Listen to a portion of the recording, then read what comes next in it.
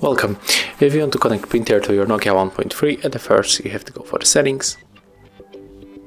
Next, move for the connected devices and click on the connection preferences. Right now click on the printing, and as you can see here we got the default print service, but we have to move for the add service.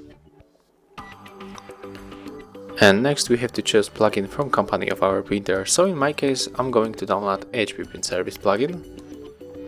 So select and click install.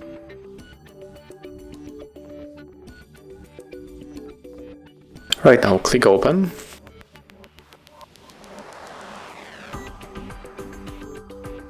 Then swipe like that, accept this stuff, click start.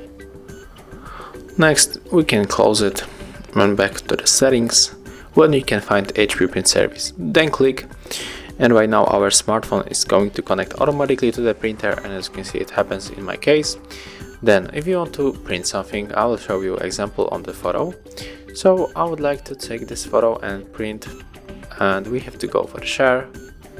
We have to click for the more, and then just open this slider and select plugin from our printer. So I'm going for the HP Print Service.